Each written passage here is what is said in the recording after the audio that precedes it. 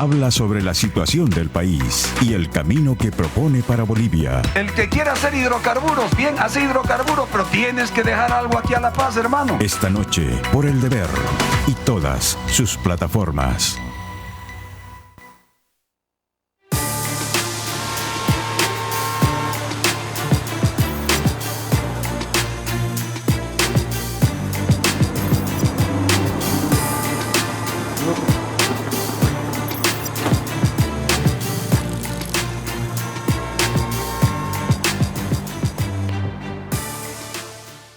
Dios, familia y patria, sí juro. Como un centro de esperanza. Las Fuerzas Armadas, tengo el alto honor de entregar el bastón de mando de las Fuerzas Armadas.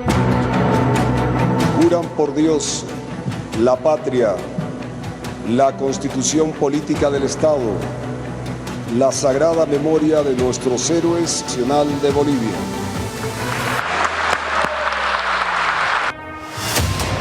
Lo dije en campaña y lo digo acá, esa aduana va a morir.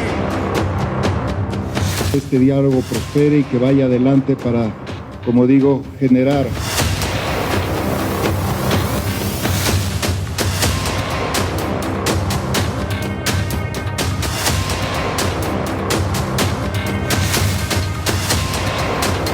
que el gobierno pueda solucionar el problema, los conflictos que hay más que todo en... ¡Viva el hambre!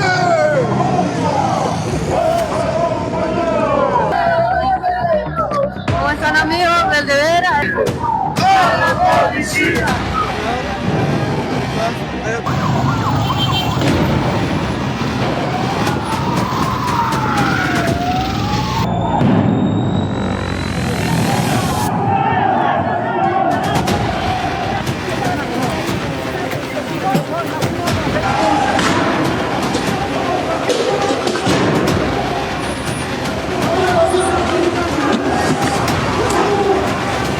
Han sido más de 50 días de incertidumbre, de angustia y de sufrimiento para millones de familias bolivianas. Hemos tomado la decisión de declarar el estado de excepción. El presidente Rodrigo Paz Pereira viajará este miércoles a Valparaíso. Espero que vengan buenas cosas. Nuestra voluntad es la apertura de un nuevo ciclo. Presidenta.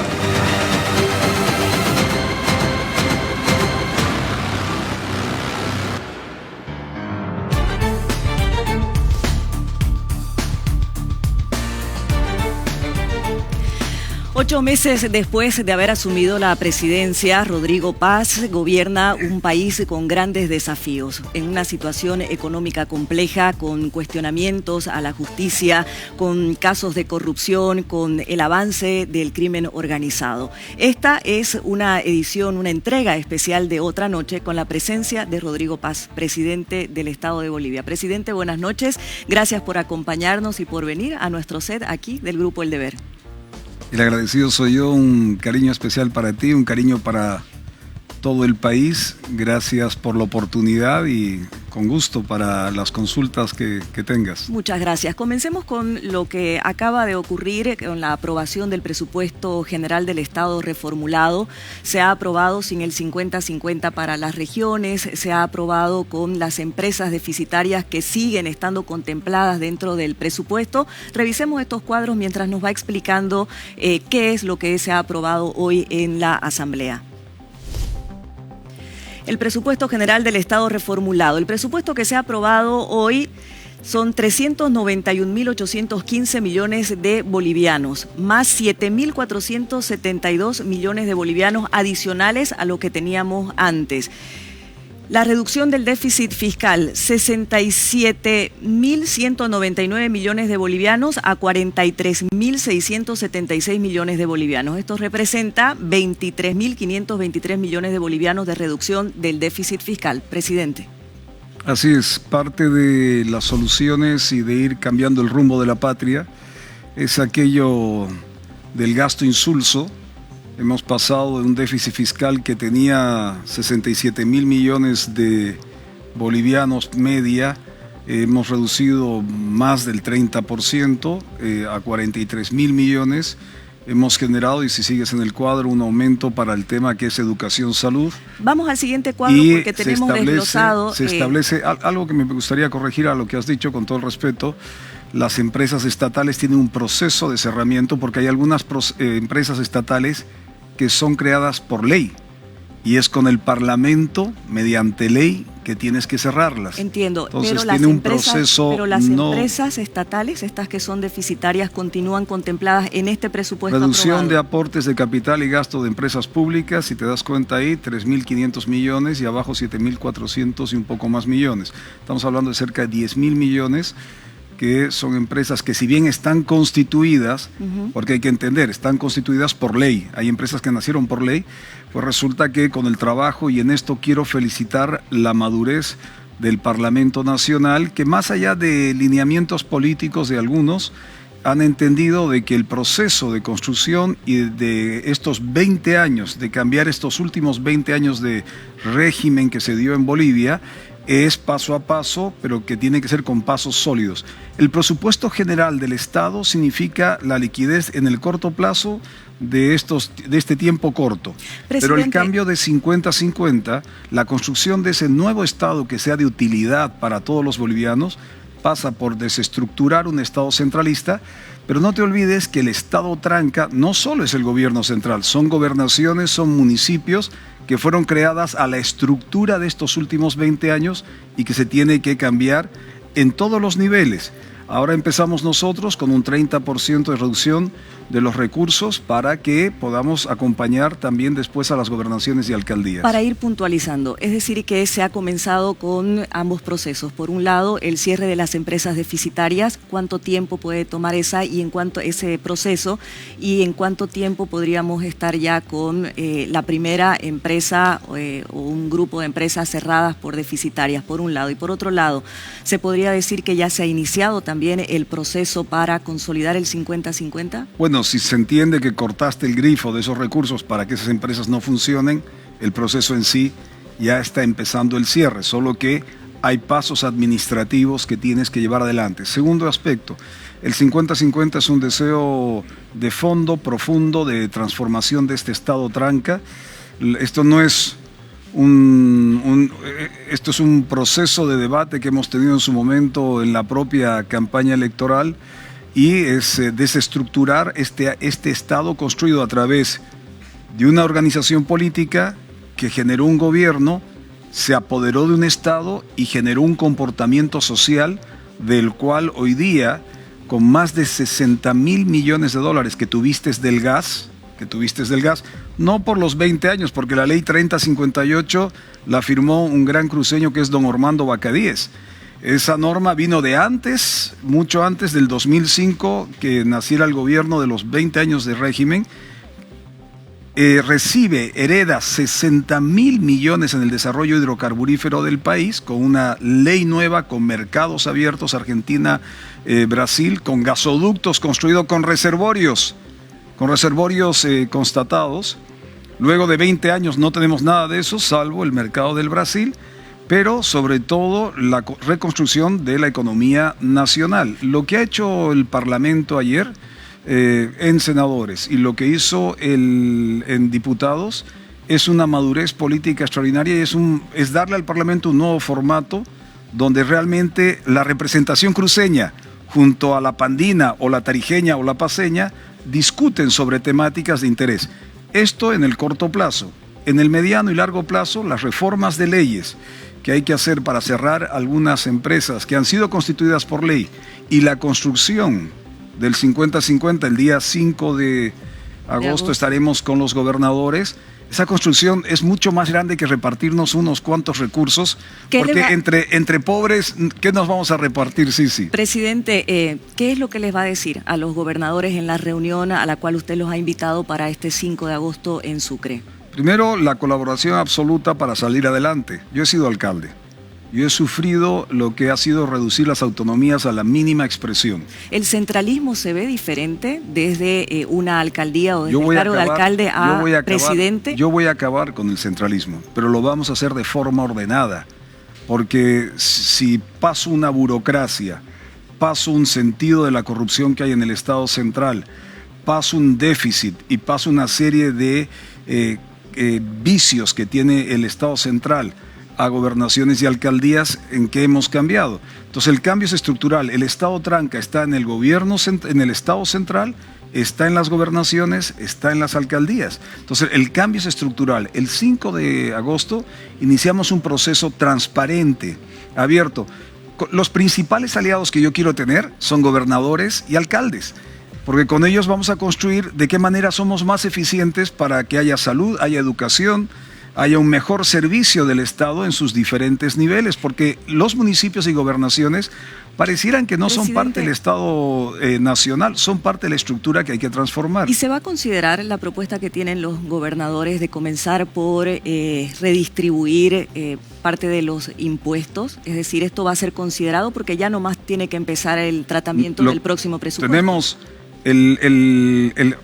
a ver, quiero que queden, si tú eres gobernador o alcalde, los 40,000 millones de dólares que nos han dejado en deuda externa e interna el gobierno de los 20 años, es de todos. No es porque tú seas gobernador o alcalde. Hoy día estaba en un diálogo con una autoridad de un departamento y me dice, mire, ¿por qué no me condona esta deuda? Le digo, es que esta deuda viene de un programa internacional y eso es deuda de todos los bolivianos, no solo de tu región, hay que pagarla entre todos los bolivianos. Por eso los recursos que estamos consiguiendo ahora son para inversión en infraestructuras, en desarrollo, en dar la oportunidad a gobernaciones y alcaldías que puedan desarrollar sus economías.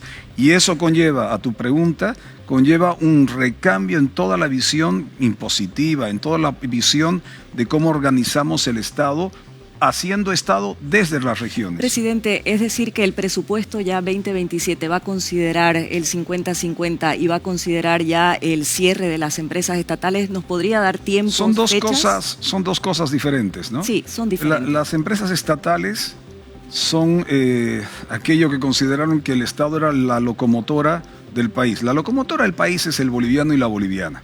Por eso en la línea de capitalismo para todos es cómo te genero la capacidad de capital para que hagas tu negocio, empieces tus aportes a la sociedad. Ahora, esa sociedad tiene que entenderse de que ser formal en Bolivia es caro y transformar toda la visión donde solo el Estado es el eje central es una lucha muy dura que es parte de la maduración que hay que hacer con gobernadores, gobernadoras y alcaldes y alcaldesas. O sea, entender si seguimos con la misma visión de aquello que nos dejaron, no vamos a cambiar este país. Y por eso las transformaciones son enormes. Yo, por ejemplo, felicito, el otro día vi unas declaraciones del alcalde de Santa Cruz. Él podría guiarse por su popularidad, es un hombre extremadamente popular, pero a su vez está generando una serie de determinaciones sobre lo correcto de una administración que debe cambiar. Bueno, el costo de esos cambios, evidentemente tienes un costo político, pero ha sido elegido para transformar estas instituciones que hoy día viven en una visión del pasado. Es como le digo yo a mis ministros, no se acomoden en este estado tranca, porque cuando una vez te sientas ahí en el gabinete, algunos tienen la tentación de acomodarse en el estado tranca. No, es una constante batalla de transformación y eso lo vamos a hacer junto a las instituciones departamentales y municipales. ¿Podemos hablar de fechas, de tiempos para ambos temas, para el 50-50 y para las estatales? Si no hubiera habido 53 días de intento de que la democracia y la constitucionalidad de este país se cayera para generar un escenario de crisis, caos, algunos intereses increíbles, había tanto de extrema derecha como de extrema izquierda juntando intenciones, porque esto es una ruptura. No te olvides que aquí hay muchos intereses. Hay muchos intereses que se acomodaron. Sí, algunos discurseaban en contra del régimen, pero por debajo hacían negocios con el régimen. Entonces aquí hay muchos intereses. De repente llega un gobierno que le dice, oiga, ni este extremo ni este extremo. Vamos a reformar el Estado para que sea un Estado que te facilite. Que lo vas a hacer en 8 meses, más 2 meses, casi 3 meses de movilizaciones, muy difícil. Pero si logramos el 5 de agosto comprender la nueva dimensión de lo que queremos construir, estoy más que seguro que con gobernadores y gobernadoras, alcaldes y alcaldesas, vamos a hacer una alianza de trabajo conjunto para que en lo más corto posible, no es tanto repartir recursos, porque recursos hay muy pocos, sino capacidades de que tú tengas en tu región para poder desarrollarte. Te pongo un ejemplo, la educación. La educación es algo que podría transformar en las diferentes regiones del país. Y este es el ejemplo. Santa Cruz, en el 50-50. Yo no he escuchado este debate acá. Todo el mundo habla, o sea, algunas autoridades solo hablan de recursos económicos. La educación. El 50% de la currícula nacional va a tener transversalidad. La historia de Bolivia, geografía, matemáticas, física, una serie de cosas. Una currícula, o sea, las materias que los chicos deben aprender en las unidades educativas. Pero el otro 50% lo vas a construir tú en tus regiones. ¿Qué quiere el sector cruceño? La agroindustria, el turismo, finanzas, servicios. ¿Qué quiere? ¿Qué quiere? Y eso tendrá que armar un debate en lo local sobre cómo se constituye esa nueva educación. ¿Y en el tema de la salud, presidente? Lo mismo la salud. Yo fui alcalde, hicimos 7 u 8 hospitales. Y de los hospitales, claro, como era una suerte de hospitales en relación con recursos compartidos con el gobierno central, te traían el modelo del hospital. Y yo decía, oiga, este hospital no es tan adecuado para lo que yo requiero en mi ciudad, que es diferente a otras ciudades. Pero venía del centralismo ya el modelo. ¿Y qué te decían? ¿Quiere usted el recurso o no quiere usted el recurso? Claro, yo quería los recursos para, juntamente con nuestra contraparte, poder hacer un hospital o un colegio. ¿Qué va a pasar con los ítems? Actualmente hay ítems que dependen del gobierno. ¿Eso va a transferirlo el gobierno, la competencia más Nosotros queremos llevar, recursos? descentralizar la educación, la salud. Cada región es diferente. ¿Por qué no te voy a dar el derecho a vos como región a potenciar tus capacidades? No somos un país igual, somos diversos. Hay que ser iguales en el sentido de la ley, pero no, cada región tiene sus características, a eso me refiero. Entonces, ¿por qué no le das la potencialidad a cada región en salud y educación? ¿Por qué tendría que invertir lo mismo en Santa Cruz a lo que podría ser una inversión en salud en la Ciudad del Alto, por ejemplo? Que son dos realidades diferentes. Otro tema tiene que ver con el acuerdo técnico al que ha llegado Bolivia con el Fondo Monetario Internacional por los 109 millones de dólares. La pregunta es, ¿cuándo van a ingresar esos recursos? Es decir, el proceso que todavía queda pendiente para concretarlo. No son 100, son 1.900 millones de dólares. 1.900 millones. Es básicamente decirte, estás yendo por el camino correcto. Oye, ¿podías pedir más? Sí, podías pedir más. No, pero no necesitamos más. Este es el punto, porque al final los recursos del fondo más los compromisos es un punto de apoyo, porque detrás de esto llegan es un total de 5.000 millones de dólares que van a entrar a Bolivia para desarrollo de proyectos, obras para cada una de las regiones. Y ahí viene lo extraordinario que creo que ha hecho el Parlamento ayer. Quiero felicitarlos. Yo he sido diputado 2 veces uninominal y he sido senador. Donde he llegado por voto. Y sé el esfuerzo que es llegar por voto a un lugar. Por eso felicitar a los parlamentarios, porque han tomado una decisión tanto en diputados y en senadores, abriendo este presupuesto, han abierto la oportunidad de discutir los grandes debates del país. Y eso pasará por el Parlamento, pasará por las regiones, pero con una visión de que Rodrigo Paz no representa el centralismo. Más bien nace de autonomía del departamento más chiquito. Yo vengo del departamento más pequeño, uno de los departamentos que junto a otros ha luchado por las autonomías, pero entiendo que desestructurar este aparato central necesita una propuesta alternativa, no romper el Estado, sino una propuesta alternativa. Por eso el 50-50 es un debate profundo de la construcción de una nueva Bolivia y de cómo vamos a potenciar regiones. Ahora, presidente, ¿el país va a conocer los detalles de este acuerdo? ¿Cuáles son las condiciones que asumió Bolivia para acceder a estos recursos? Sí, claro, ya son públicas. Si entras a la página, son públicas. ¿Y la primera frase, el primer párrafo es el respeto a la Constitución boliviana. O sea, todo va, y además van sumando los pasos que hemos tomado. Han visto de buena manera cómo el Banco Central hoy día no es la caja chica de un gobierno nacional. Segundo, la unificación del dólar. 3, lo que hemos hecho en función de las reformas de la economía, que lo hemos hecho de otra manera. Acuérdate, Sisi, que antes de hacer un acuerdo con el Fondo Monetario o con el Banco Mundial o con CAF o BID, era polémica. hemos ido llevando de forma madura y ahora no es una polémica, sino es parte de pasos de una transición a construir una nueva economía y una democracia diferente. El Parlamento está recuperando su espacio, la economía está recuperando su relación con el ciudadano. Ahora, imagínate, antes te mantenía el Estado porque tenías 60,000 millones de dólares. Hoy día va a mantener el ciudadano, va a trabajar el ciudadano, le vas a dar la oportunidad y las herramientas al ciudadano. Es una transformación y además, permíteme con esto del fondo. Acabo de llegar de la posesión de la señora Keiko Fujimori, con la cual nos mantiene una relación de amistad. 20 años no se trató el tema de Hilo, un puerto para los bolivianos. 20 años que solo era titular, sí, la foto de Evo, la foto de Arce. Mentiras. Porque cuanto más aislado estaba Bolivia, mayor control de ese partido a través del gobierno y el Estado. Ahora hemos hecho 3 proyectos rápidos. Hilo, que es uno, que siempre ha estado parte de la agenda. 2, Huaquipuno. Resulta que tenemos un sistema ferroviario que puede mover mucha de la carga que sale del oriente, en soya, torta de soya. Y hemos generado un nuevo proceso y estamos trabajando ahí con el ministro Oscar Mario Justiniano. Pero el tercero es la carretera de Cobija Extrema. Esa carretera une Brasil con Perú al puerto de Chancay, a las necesidades que tiene Brasil de salir al Pacífico y del Pacífico, para entrar hacia el Brasil. Eso le va a cambiar la vida al norte amazónico. ¿Por qué no lo hicimos antes? Mañana, yo lo que quiero... acabo con esto. Mañana, es que pocas veces tengo la oportunidad de estar con Sisi, por lo menos voy a aprovechar.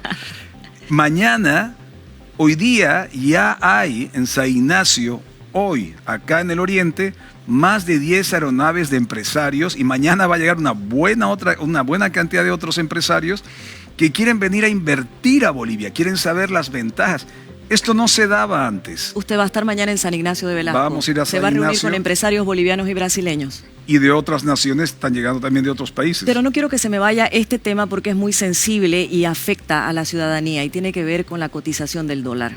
El bolsillo del ciudadano está sufriendo mucho porque desde que se flexibilizó el régimen cambiario, el dólar ha venido subiendo todos los días, cada uno de estos días. ¿Te acuerdas cuando estaba en 20? ¿Te acuerdas cuando estaba en 22?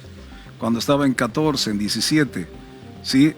Es un cambio que se ha generado, pero entiendo que con los procesos que se están dando, más estos recursos de respaldo, vamos a estabilizar el dólar donde debe estar. Porque es decir, con la llegada de los 1.900 millones del FMI, ¿el ciudadano lo va a sentir en su bolsillo porque va a bajar el dólar? El respaldo es 5.000 millones, 1.900 fondo, pero también vienen los paquetes de otras instituciones. Vienen obras, viene proyectos, la dinámica de la economía. Pero tú, ciudadano, es que es una transición, hay que entenderlo así. Estamos dejando al Estado centralista corrupto para minimizarlo a la necesidad que requiere el país. Y esto es un parto, no es un parto fácil, no es cuestión de ya en un mes se cambió todo esto. Y pasar a otro tipo de institucionalidad que facilite al ciudadano poder invertir, pero además... No te olvides que el 85% de la economía de Bolivia es informal. Oiga, para que entre la formalidad, que la formalidad sea barata. Eso es para todos, para los empresarios, para aquellos que trabajan cuentapropistas, gremiales, transportistas. Presidente, junto con la subida del dólar diariamente, van subiendo los precios de los productos de la canasta familiar y eso impacta en las economías de las familias. ¿Este acuerdo con el FMI es una salida a la crisis? Bueno, el pollo ha bajado mucho acá, ¿no?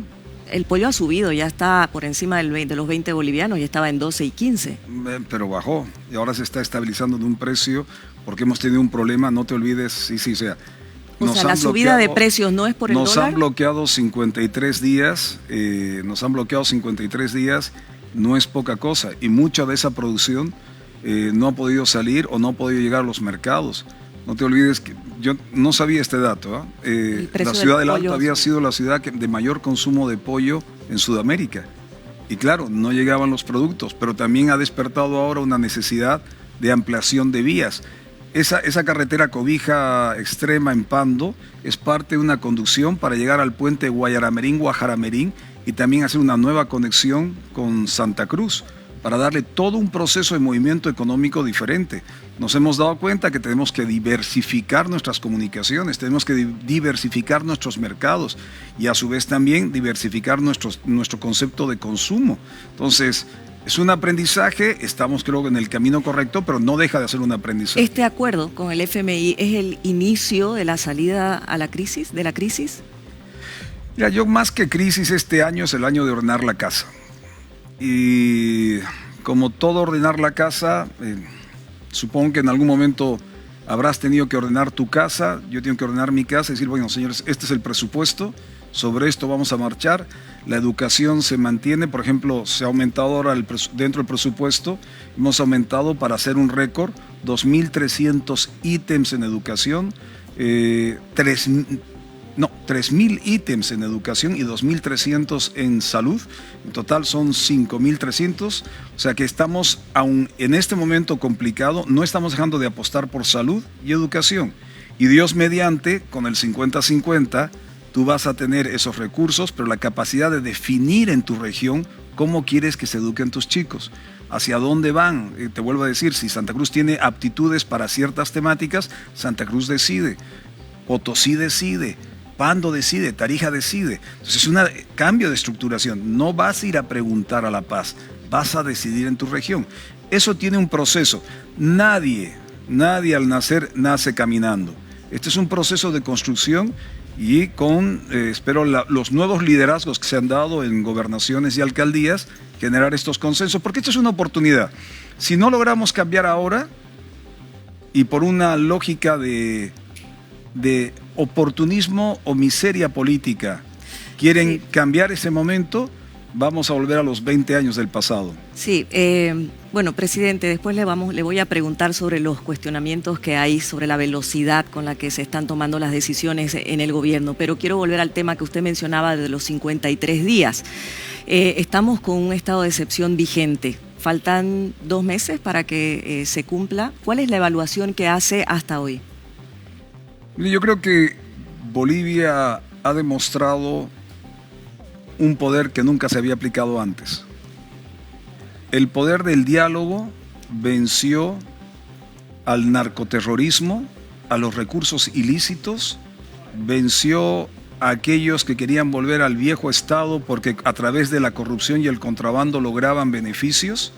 Eso todavía nos queda mucho que recorrer para lograr vencer, porque esto es una lucha que tenemos entre todos los bolivianos, porque ese déficit fiscal es el malgasto de los recursos del pasado, pero todo el engendro de corrupción, de narcotráfico, de narcoterrorismo, pues tiene su impacto. Pero uno de los principales instigadores no ha caído, el haber ¿no? capturado a Marcet, ha generado una zozobra, porque resulta que había una red vinculada a recursos que fluían en la economía nacional. Entonces, claro, tú agarras una pieza fundamental de generación de recursos ilícitos, sí, son dólares, pero son ilícitos. Si tú quieres ser parte de un mundo ordenado, donde la banca, o sea, el sistema financiero, donde la economía sea aceptada como transparente para que llegue grandes inversiones, tienes que luchar de frente contra estos escenarios. Y hemos ido dando pasos muy duros, muy duros. Fíjate tú, hay varios que están en la cárcel, hay varios que están llevando adelante procesos, aún con un sistema que esperamos, con todo el respeto al Estado, a la justicia, pero respaldando las reformas. Necesitamos reformar para ser más acuciosos, porque el mundo nos exige ser un país más transparente, un país que tenga reglas claras. Pero, presidente, en esa línea, uno de los principales instigadores no ha caído, ¿no? No ha sido detenido. Paciencia, un poquito de paciencia. Ese señor no se merece una muerte más. Ese señor tiene 120 muertos encima cuando gestionó su tiempo de gobierno. Y si algo entenderás en mi convicción y formación democrática, yo he vivido muchos exilios, he visto mucha familia sufrir, he visto muerte. Mis padres han corrido la suerte de persecución política, tortura. Mi padre ha tenido un atentado de aviación, así que en mi formación no es la violencia. Mira tú que en su momento, el 2003, en la guerra de octubre, Octubre Negro, fíjense lo que perdimos, no solo por no entender el diálogo como un instrumento de consenso, sino que fueron después 20 años de un régimen. O sea, algunos me dicen, no, Rodrigo tendría que haber entrado con mayor firmeza. ¿Para qué? ¿Para lograr lo que estos señores querían? Violencia, muerte, dolor. Hay zonas en el país donde al Estado le cuesta sentar presencia y autoridad. Eso es parte de las cosas que tenemos que ir conquistando paso a paso. Son 8 meses, entenderás que 20 años no son fáciles de cambiar, pero creo que estamos sobre la ruta. Hoy día he estado con el secretario general de la Organización de Estados Americanos, ha estado el presidente, que está en la presidencia, ahora está con Panamá, pero el secretario general de la OEA han estado respaldando la democracia, y si algo han valorado por encima de todo, lo ha dicho el presidente de la OEA, que está en este momento Panamá como presidencia, y el secretario general, es la capacidad de diálogo. Y ellos han estado con organizaciones sociales, movimientos indígenas, originarios, han estado con empresarios acá, con empresarios allá, con gremiales, cuentapropistas, y han apuntalado que el diálogo al final fue la mejor solución. Porque si no, hubiéramos entrado la última vez, que en ese momento era estado de excepción, fueron más de 60 muertos en Bolivia, caída de la democracia, un nuevo régimen que duró 20 años. No le demos ese gusto a estos señores, seamos más fuertes nosotros, hagamos las reformas de la economía, hagamos las reformas de la democracia y saquemos adelante el país. El informe de la OEA concluye que existió un intento de desestabilizar y romper el orden democrático en el país. Desconozco el informe porque ellos los van a presentar en plenario, pero sí me indicaron, y eso fue la expresión del secretario general y el presidente que ahora ejerce Panamá, de que el diálogo fue una pieza clave para mantener la paz. Si no, esto podría haber tenido otros derroteros mucho más críticos, ¿no? Si le sacas esos 3 meses de por medio, porque son y el intento al tema del 5503, son 3 meses de 8, o sea, llevamos 5 meses en esta construcción. Pero mientras tanto, sí, estuvimos trabajando. Por eso el acuerdo con el fondo, por eso el acuerdo con el BID, por eso el acuerdo con la CAF, por eso van a llegar recursos. Por eso, por ejemplo, hay regiones del norte de la Amazonía, Beni y Pando, no tienen electricidad. 20 años no tienen electricidad, y ahora acabamos de cerrar con el BID $204 millones de inversión para generar todo un proceso de conectividad eléctrica para toda esa región, que hoy día pagan cariñísimo y se nos va en gran medida combustible a esa región, para que haya industria, para que haya desarrollo, para que haya una serie de progresos, pero es instalando sistema eléctrico, y eso ahora hemos conseguido, y eso es parte de los beneficios. Pando se van a beneficiar, Beni se van a beneficiar. Aquí hemos hace unos meses atrás entregado un buen monto, creo que más de 50 millones, si no me equivoco, perdón si me equivoco, de recursos, 50 millones de dólares, 42 millones de dólares creo, para el sistema eléctrico de esta región y de otras regiones. Presidente, una de las principales... O sea que no estamos consiguiendo plata para hacer política, estamos consiguiendo recursos y dólares para invertir en las regiones. Para proyectos. Una de las principales críticas que hay a su gestión tiene que ver con la toma de decisiones, con la lentitud en la toma de decisiones de parte del gobierno. ¿Qué tiene que decir al respecto? Mire, yo respeto, he escuchado mucha crítica de algunos ex candidatos, seguramente, o de otros liderazgos, seguramente ellos lo hubieran hecho de otra forma. Su ex aliado Samuel Doria Medina, que ya no está con usted. No, hay que estar con la patria, no con uno. Hay que estar en el voto, en el Parlamento. Por eso vuelvo a reiterar, felicito a los diputados senadores que por encima de otro tipo de decisión están asumiendo posiciones claras en función de la visión de la patria. Entonces, no es un tema de Rodrigo Paz. Yo respeto y seguramente lo hubieran hecho de otra forma. Pero el presidente en su momento definió de que la muerte no es parte del cálculo, y la frivolidad de, no, ahora que eres presidente asumes una decisión que puede causar un mayor daño a la economía a futuro. Presidente, Nosotros, 7 veces me ha tocado enfrentar elecciones. Si algo ha sido parte de mi vida y mi construcción, porque a diferencia de otros, yo donde he llegado es por voto. No estoy en el servicio público porque alguien me haya puesto en el servicio público. He ido construyendo una carrera de servicio por voto. En el momento que el voto ya dice, oye, no tienes que estar acá, a mí si me derrotaran, dejaría espacio. Y por eso siempre ha sido por voto estar donde uno está. Y por ese aprendizaje, sí, creo que hay que entender muy bien el país y hay que conocer bien las regiones. No por nada he viajado 230.000 kilómetros viendo comunidades, viendo municipios. Y entiendo que el proceso de maduración, tanto del Parlamento, que está dando señales extraordinarias, como de cada una de las regiones, se está dando para no volver a ese pasado.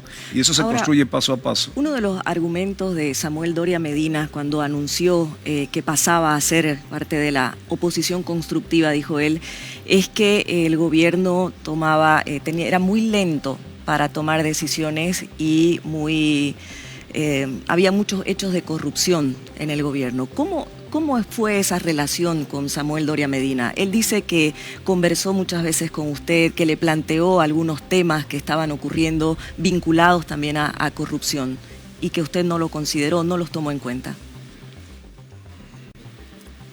Yo respeto su palabra, pero la realidad es que el gobernar un estado tranca que sí tiene un ejercicio de la corrupción desde abajo hacia arriba y de arriba hacia abajo, porque eso es innegable. Es innegable, esto es una lucha constante. Así que aquellos que se suman al esfuerzo son parte de un equipo que tiene claramente la convicción de que hay que estar siempre. Ser y estar representa ser en tus convicciones y estar siempre en tus convicciones. Así que estamos en ello firme y creo que las conclusiones o los resultados se van a ir dando a medida que vayamos transformando. Son muchos frentes. Este es un sistema que mantenía a un partido político. Mantenía un partido político y cuando quieres sacar a los miembros del partido político, se van al sistema de la ley del trabajo y la mayoría retornan porque entonces... Es decir, que sigue esa estructura del anterior gobierno como parte de su gobierno. Sí, claro. Hay gente del MAS trabajando en su gobierno. Claro. Sí. Y, los protege la norma. Los protege la norma. A mucha gente que hemos sacado retornan. Y no es problema, yo le digo al ministro de Trabajo, le digo, oiga, ministro, ¿pero por qué están retornando? Porque eso manda la ley. Hay que cambiar la ley. Eso tiene que ser la inmensa mayoría. No te olvides que ellos tenían 2/3. Han hecho una serie de estructuras para proteger una organización política. Esto no es soplar y hacer botellas. Eso es lo que tienen que entender algunos, que creen que esto no es tener una empresa y decir usted vaya allá o lo despido. No. Esto es una estructura montada durante 20 años y es esa ahí ese esfuerzo la que favorece 24/7, ¿no? Y son esas estructuras las que favorecen los hechos de corrupción. Y al narcotráfico. Y a lo ilícito. Se ha construido un Estado en función de los ilícitos. Había un partido que en principio empieza con unos ideales, pero acaba generando todo un sustento sobre lo ilegal. O no te acuerdas de la frase, yo le meto y después los abogados arreglan. Por favor, ese es el Estado. 8 meses, con el intento de golpe de Estado, con los recursos que tenían para tener. Yo respeto la protesta o el derecho a decir, señores, necesitamos cambiar esto. Muy bien, vamos al diálogo como estamos construyendo ahora, con una relación diferente con las provincias de La Paz, con las provincias de cada uno de los departamentos, una construcción, pero con la verdad, porque Presidente, aquí no hay 60,000 millones de dólares. Oye, ¿no te acuerdas tú, si tú eras periodista en esa época, ¿te acuerdas de la soberanía energética?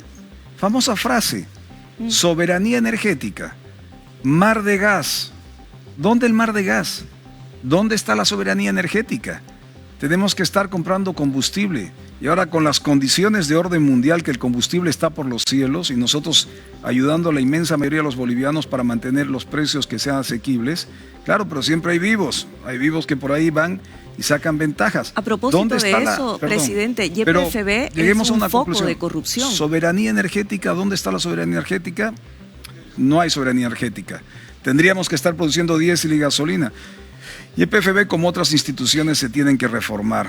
Y las propuestas, primero que YPFB no tiene que ser una vinculación al comercio de combustibles. Hemos sacado un decreto para liberar las importaciones.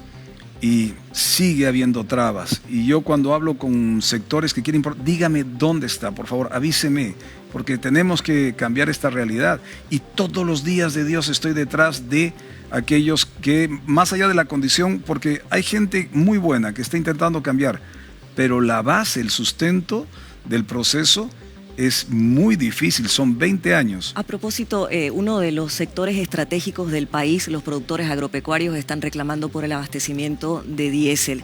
Ellos dicen que hay anuncios pero que no se concretan. ¿Cuándo tendrán abastecimiento regular de diésel? Es que lo extraño de todo esto es que en las últimas semanas hemos entregado más de 267 millones de litros en combustible.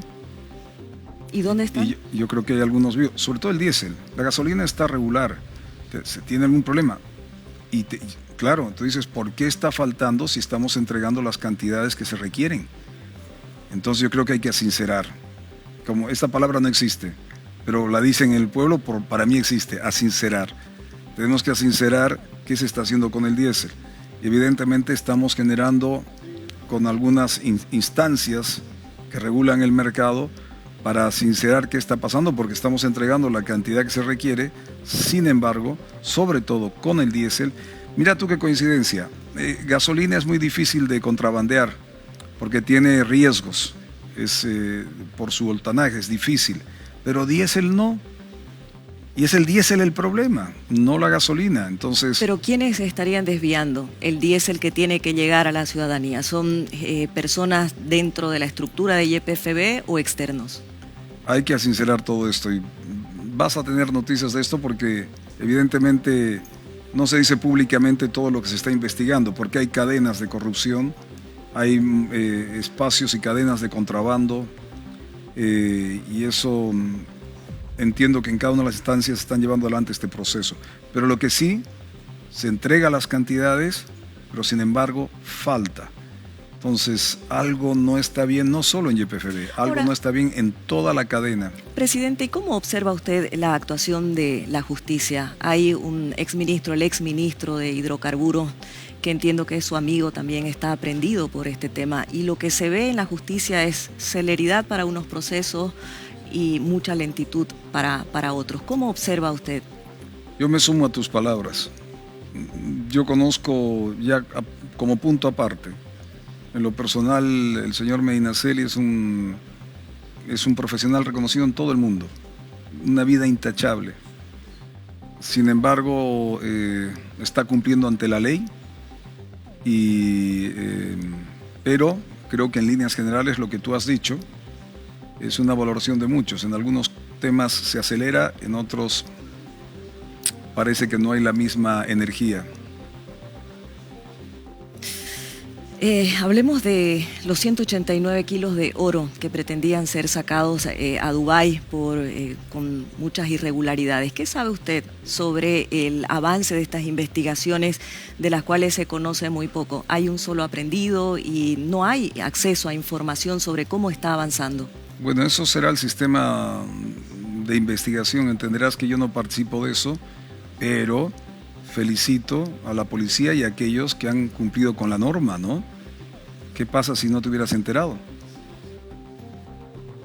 Menos mal, ¿por qué no vemos el otro lado? Yo felicito a aquellos que cumplieron con la norma y asumo que las respuestas estarán después con la justicia y la investigación. Y probablemente hay otros casos que no nos hemos enterado. Este se descubrió. ¿Te acuerdas una época que se decía que Bolivia exportaba cerca de 3.600 millones de dólares en oro? ¿Por dónde? Eso era hace 4 o 5 años atrás. ¿Era parte de un escándalo? No, y nadie sabía por dónde salían. 3.600 millones de dólares. El año creo que fue el 22. como un récord histórico, 22 o 23 si no mal recuerdo. Nadie hacía cuestionamiento por dónde se iba o qué pasaba con ese oro. Ahora se están actuando y se denuncia y se abre y se hace público, no se calla. Además, sabes bien, sí, que aquí no hay un proceso de extorsión con la prensa, no estamos persiguiendo a nadie, no vamos a los canales a decir, oye, si no haces esto o haces lo otro, te voy a meter una contabilidad cruzada como hacían con muchos canales. Entonces el medio de comunicación mantenía una reserva, el Estado no tiene canales financiados, o sea, absolutamente transparentes, con toda la visión de una democracia que tiene que cambiar. Eso, claro, eso para algunos incomoda y también respetar la libertad de prensa, respetar la libertad de acción, tiene sus consecuencias en función de que ahora se valora, antes con los 3.600 millones de dólares que salían del país, nadie decía nada. Se descubren estos casos, ahora sí. ¿Y quién es el llamado a luchar contra el contrabando? Bueno, el sistema tiene que luchar. Y además, tú decías en el cambio del dólar por el boliviano, claro, si es todo importado, nosotros tenemos que generar nuestra industria para que el producto que consumas no sea importado, porque te sale caro al cambio del dólar. Pero si fuera producción nacional, todo este cambio es para que la producción nacional empiece a crecer. El financiamiento no va para que consumas productos externos, si puedes pagarlos bien, pero la lógica es de que tus bolivianos no sea para $1 para comprar importación, sino tu boliviano sea para consumir producto nacional. Pero los insumos se importan, ¿no? Incluso para producción nacional, y esos pagos se hacen en porque dólares. seguimos en la primera fase de desarrollo de la economía. Cuando quieres crecer, dale una oportunidad. Eso tiene unos costos, sí, pero date una oportunidad de que tu industria ya pase a otra etapa y que los productos que consumes sean producción nacional, como hace Colombia, como hace Perú, como hace Chile. ¿Por qué? Te pongo otro ejemplo. ¿Por qué en el caso de la minería de Perú, Bolivia y Chile, el más rico en minería en toda la región, no solo la parte andina, es Bolivia? Y sin embargo, con nuestras normas, no sacamos este año, que es muy bueno, el año pasado $6.000 millones. 6.000. Este año creemos, por todas las ventajas y las acciones en la economía, yo creo que vamos a pasar a más de $10.000 millones en nuestras exportaciones, entre 10 a 14. Bueno, pues, ¿cuánto exporta solo en minería Perú? Nos han mantenido una isla que mentalmente dices, oye, ¿qué pasa con el Perú? ¿Qué pasa con Chile? Perú exporta el año pasado exportó $50.000 millones y Chile exportó $65.000 millones, empresas estatales y empresas privadas. Bolivia solo exportó 6.000. Presidente, ¿usted en su evaluación cree que el gobierno le está ganando a la corrupción? Yo creo que estamos sentando las bases para que la institucionalidad en Bolivia pueda depender realmente sus capacidades y no de la corrupción. La corrupción es un tema muy complejo. Yo he hecho estas denuncias públicas porque además parte del riesgo de las democracias en nuestro hemisferio es el ámbito de la corrupción. Y esto hay que lucharlo. Esto es una pelea de todos los días con institucionalidad. ¿Y hasta qué punto? El centro de gobierno que se está desarrollando mira el detalle. El centro de gobierno que se está desarrollando en el gobierno con la cooperación del BID va a ser, Dios mediante, que la ciudadanía digital el próximo año ya las inscripciones sean digitalmente. Ya no vas al trámite de inscripción en las universidades y Dios mediante queremos avanzar en las unidades educativas.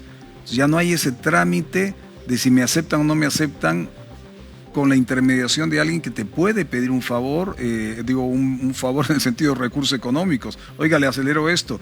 Entonces, por ejemplo, las tecnologías se están empezando a aplicar en el sistema para ir bajando los grados de intervención o posible corrupción. Eso toma tiempo. ¿Hasta qué punto las instituciones del Estado están capturadas, están tomadas por la corrupción? Yo creo que hay grandes funcionarios, hay gente que tiene un apego al servicio público y yo lo reconozco en ello, pero el incentivo de la corrupción es muy grande. Si tú tienes un salario de 7, 8 mil bolivianos y alguien viene y te ofrece 10, 15 o 20 mil por algún factor, hay mucha gente que cede ante eso. Y por eso, el control de tecnologías tiene un gran acompañamiento para mejorar. No solo pasa por las personas, Pasa por los sistemas. No te olvides que Pedro negó 3 veces a Cristo, ¿no? Y era devoto de él. Y cuando dijeron, no, él está con Jesucito, el tipo dijo, no, yo no. Entonces es un tipo de corrupción también, y ahí está la debilidad del hombre, ¿no? Entonces, esto es una lucha ética, moral, de formación en el colegio, de formación de valores, de formación familiar, de formación en la construcción de una sociedad diferente. No todo vale. Yo le meto nomás, porque siempre habrá un abogado que me resuelva mi problema. No se puede vivir de esa manera. Bien, tenemos mucha audiencia en este momento en la conversación con el presidente y bueno, hay personas dentro de nuestra audiencia que a través de nuestras redes sociales quieren hacer alguna consulta. Dentro del marco del respeto. Por supuesto, claro y que ahí sí, ya siempre. Que yo también tengo que salir, ya. Claro que sí. Las empresas transnacionales, ¿qué porcentaje de utilidad dejarán al país? A ver, buena pregunta. La Constitución indica que el 11% de un departamento productor de hidrocarburos, 11% es tuyo, regalías. Nacen del debate, uno de los... del 11% de... Don Melchor Pinto. Melchor Pinto Parada. Don Melchor Pinto Parada. Bueno, el otro día estábamos debatiendo en el Alto, Distrito 8, uno de los distritos más complejos en el tema de la guerra del gas y recientemente en las intervenciones que han habido estos 53 días. Fui a entregar, en 3 meses se desarrolló un tema de avenidas de los Zetas, fuimos a entregar obras, luminarias, una serie de cosas, pero más que entregar la obra yo les dije, oiga, mire, la experiencia de Tarija es más allá de la inversión de quien haga, si es YPFB aliada a Petrobras, aliada a Repsol o a cualquier otra empresa, es de que si se produce gas en Tarija, el 11% se queda con Tarija. Entonces, la nueva ley de hidrocarburos lo que va a hacer es, por ejemplo, en el caso de La Paz, que en el norte paceño hay gas, hay hidrocarburos, facilitar para que venga inversión. Entonces, tu 11%, le decía a los paceños y a los salteños, es tu 11% lo que te tienes que preocupar. No es la inversión, sino que cumplan la norma del retorno de aquello que manda la norma, o sea, que manda la Constitución. Entonces, en el nuevo formato de la ley de hidrocarburos, evidentemente vamos a darles facilidades de inversión, pero el retorno tiene que ser atractivo para las empresas internacionales. Y para Bolivia. En su momento era 50-50. A mí me parece una idea extraordinaria, lo dije en campaña, 50-50. Ya, aquí está el campo. 50 para las empresas. Claro, en la lógica hay otros detalles, pero 50, aquí está el campo. La empresa te trae la inversión y te trae toda la puesta en tecnología. Si sale bien, 50-50. Si sale mal, es la empresa la que trajo la inversión, la tecnología no salió bien. Bueno, señores, gracias por todo. Pero hay una modalidad donde puede ser un país que te da seguridad jurídica, ya va a entrar ahora la ley de inversiones la siguiente semana, y te da tranquilidad de que tu inversión te va a dar retorno, pero también deja a Bolivia lo justo, lo correcto. Vamos con otra pregunta más, por favor. Rubén Salazar dice, ¿por qué no reacciona cuando Evo le acusa de todo lo que él mismo es y no lo detienen hasta ahora? ¿Cuál es el motivo? Dice, y si es verdad que la DEA se lo llevará un día. Mire, Evo tiene una enfermedad que es el poder. Y cuando no tienes poder es como una droga. O sea, el hombre está desquiciado. Esa es su circunstancia. Tiene una enfermedad de poder. Con respecto a sus procesos, él tiene que estar ante la justicia. Lo que sí te puedo indicar de que no merece ningún muerto más. No merece ningún muerto más. En su gobierno hubieron más de 120, en su régimen más de 120 muertos. Y no merece ningún muerto más. y va a estar ante la justicia porque tiene que responder. A mí cuando la justicia me convocaba en su gobierno, yo no me fui del país, yo encaré la justicia y me hicieron de todo. Y Ahora, cuando el gobierno de Arce me hacía ir a la justicia, iba ante la justicia.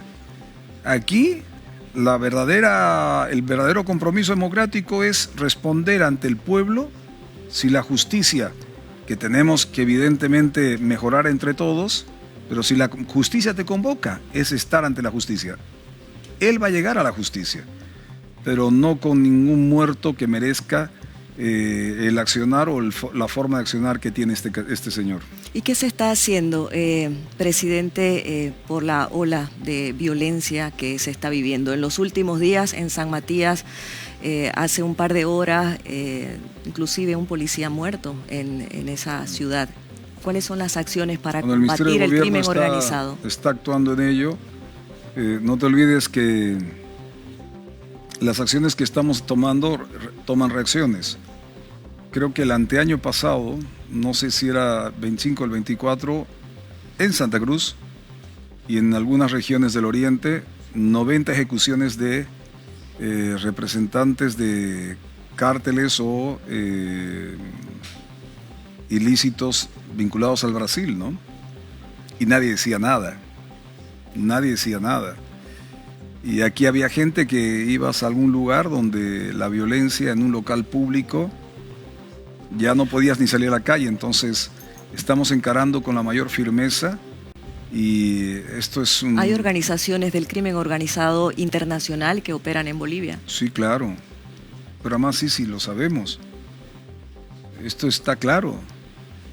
Si el hijo de Chapo Guzmán estuvo aprendiendo a pilotear acá en Santa Cruz, por favor. O sea, ¿tenían protección del anterior gobierno? Si eres el hijo de Chapo Guzmán y te vienes a pilotear, a aprender a ser piloto en Santa Cruz, creo que la respuesta es contundente. Ahora, Bolivia quiere vivir en paz. Bolivia quiere ordenar su economía y quiere proyectarla en función de las necesidades de la gente. Estas son evidentemente situaciones complejas donde hay confrontación de grupos vinculados a ilícitos. Esta investigación sobre este caso puntual que hoy día me informaron ya será la justicia y la investigación por el Ministerio Público correspondiente que nos indicará cuáles son los motivos. A veces son reyertas familiares, a veces son consecuencias de otros temas, ¿no? Que nos indiquen ellos qué corresponde porque esa es su responsabilidad. Bien, presidente, para ir cerrando, porque ya casi cumplimos 1 hora de esta conversación. En estos 8 meses... Con usted el tiempo pasa rápido. En estos 8 meses de gestión, ¿cuál ha sido su mejor día? Mi mejor día. Mi mejor día siempre es el que viene el día que viene. Yo me levanto todos los días. Este día va a ser mejor. Este día vamos a salir adelante. Este día siempre me levanto con una actitud positiva y espero cada mañana para despertar, Dios mediante, si Dios me lo permite, para levantar con la actitud de que vamos a transformar, cambiar. Es muy difícil por todo lo que nos han dejado, pero mi mejor día siempre es el siguiente. ¿Y el peor día? El peor día. Tal vez uno quisiera que las cosas cambiaran más rápido. Uno no... Hay gente que habla del cambio por mezquindad política, pero creo que hay una gran mayoría que habla del cambio por un deseo de esperanza y de mejor futuro. Y todos los días uno trabaja para que eso cambie, se transforme. Los productos, los resultados se van a dar. Este es el año de ordenar la casa. Lo dije desde el principio, esto no es un tema de ahora. Pero la verdad que uno quisiera Es como cuando ves a tus hijos que no quieres que crezcan. Bueno, ahora uno quiere que esto cambie más rápido, que vaya de mejor manera. Pero no es fácil porque las estructuras de este estado tranca son muy grandes.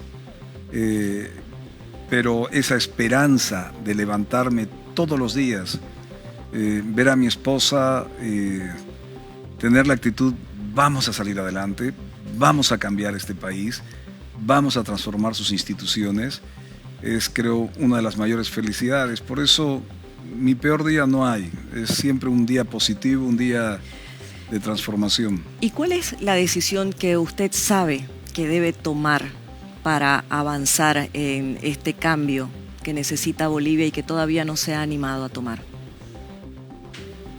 Creo que la inmensa mayoría de las decisiones sobre algunos temas hemos ido tomando.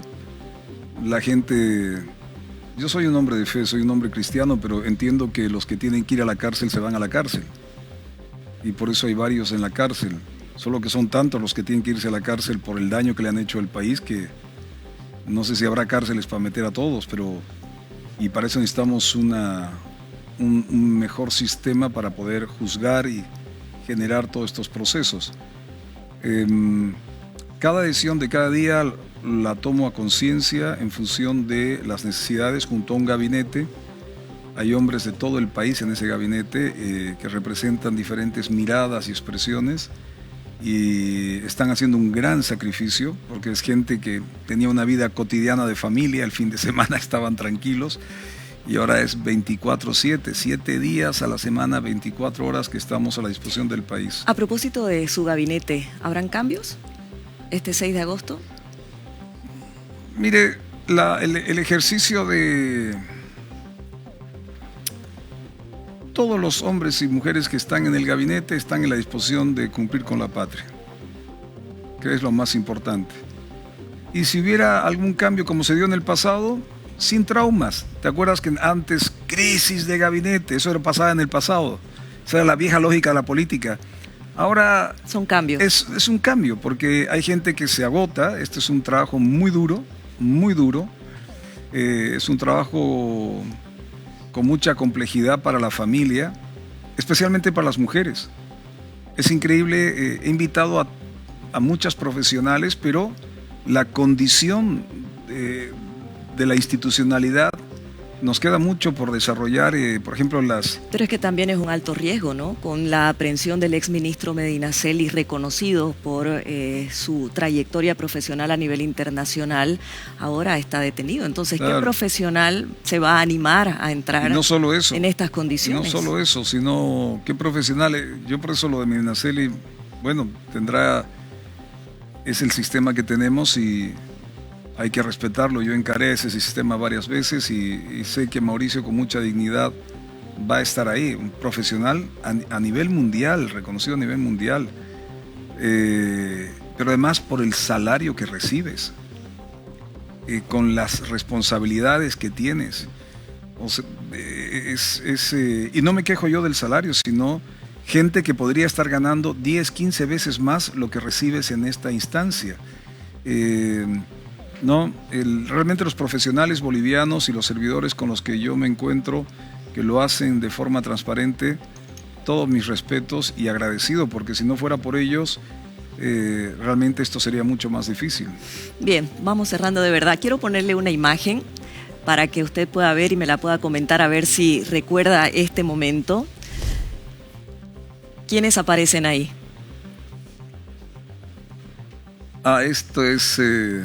Esto es, bueno, mi señor padre, está el presidente Fujimori. Esa no es Keiko. ¿No es Keiko? No. Pensamos que sí. No es Keiko. Creo que es su hermano, Kenji. Y bueno, yo estoy ahí. Pero en todos lados dicen que es Keiko. Sí, pero no estaba en ese vuelo.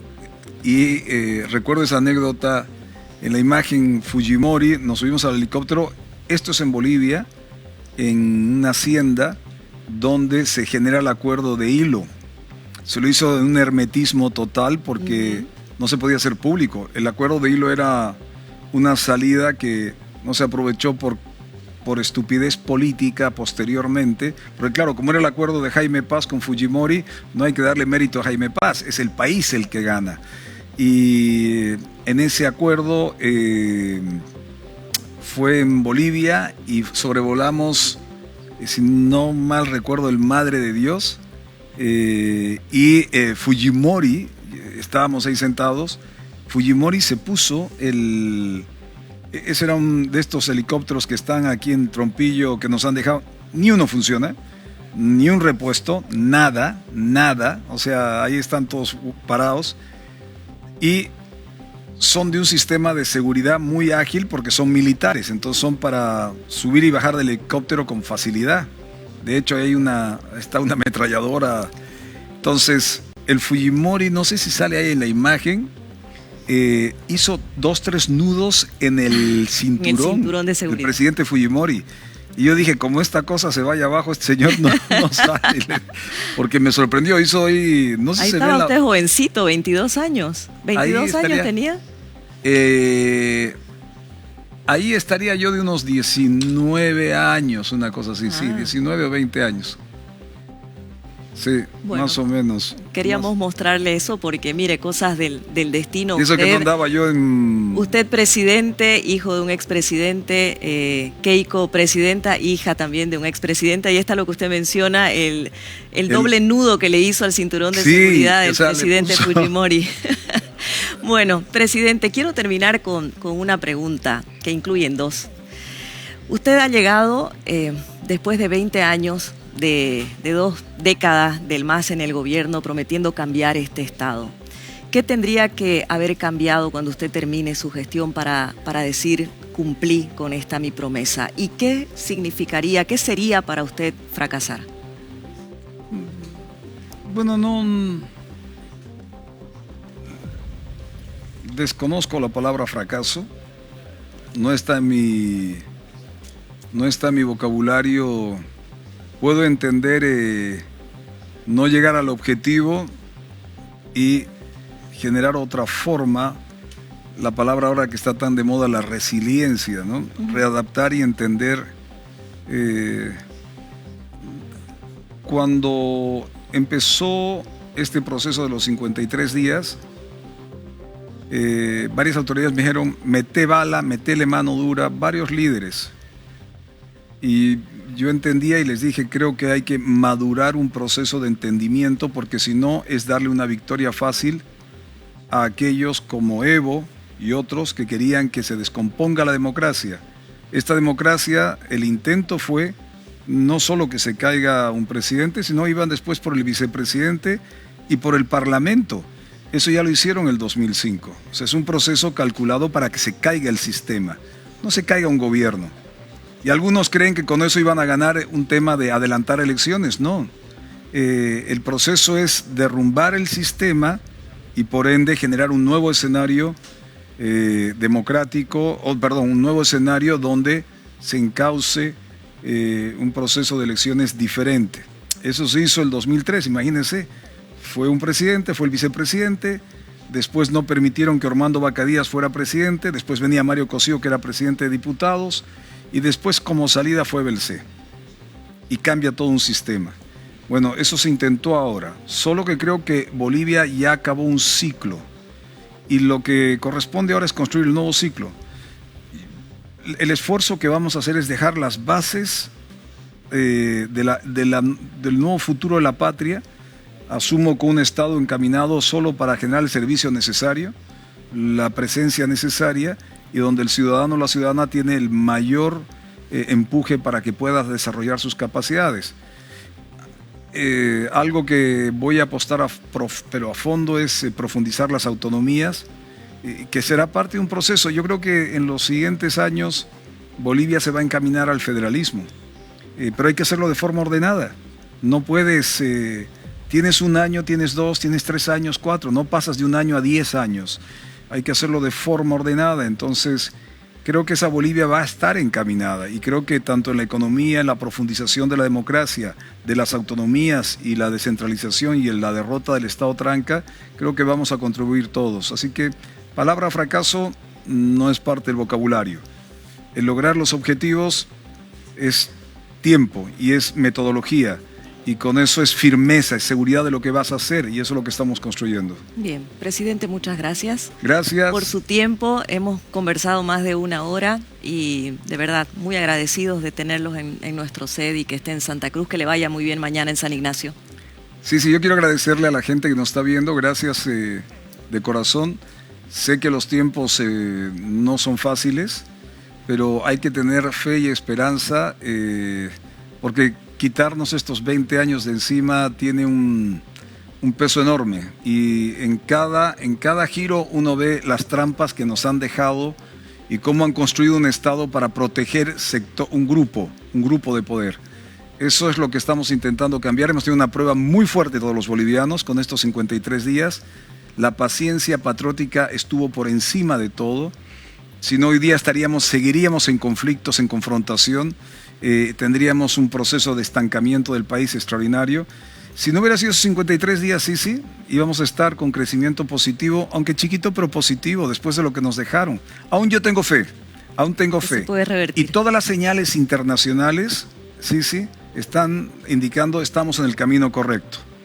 ¿Otros podrían haber sido presidentes? Sí. Creo que no es un problema de presidencia, es un problema de, entre todos los bolivianos, ayudar a sacar adelante a la patria. Eso es lo fundamental. Y por eso quiero reiterar algo. Bien con el Parlamento. Bien en el sentido de que está a la altura no del Parlamento levantamanos o de los liderazgos jefazos o caudillos, sino que están representando a regiones, están llegando a acuerdos y es una nueva forma. O sea, es recuperar el sentido del Parlamento de cómo gobernar. Y ahí hay un ejecutivo que va a coordinar con ese Parlamento en toda la visión y en todas las normas conjuntas, porque hay harto que cambiar, y eso será a través de un Parlamento fuerte, un Ejecutivo y regiones, autonomías, que estemos todos a la altura de comprender el camino que tenemos que construir entre todos los bolivianos. ¿Estarán garantizada la viabilidad de las normas que van a proponer? Bueno, hasta ahora han aprobado, ¿no? Es una gran señal para algunos que creen que... algunos del pasado que creen que se puede funcionar como en el pasado. Hoy día el Parlamento está expresando una madurez y trabajaremos con ellos para que en los intereses de cada región salir adelante. Vamos a salir adelante, sí, estamos creo que en el camino correcto, con muchos tropiezos, nos están tirando piedras, nos están bloqueando, nos están metiendo muchos problemas, pero creo que el país, la inmensa mayoría de los bolivianos quieren salir adelante y ahí estamos. Este gobierno está para, como decimos en Tarija, para pechar el carro y salir adelante. Gracias, presidente. Gracias. Un gusto conversar con usted. Nos vamos, pero los dejamos con las imágenes del backstage. ¿Cómo llegó el primer mandatario a los estudios del grupo El Deber? Gracias. Muy buenas noches.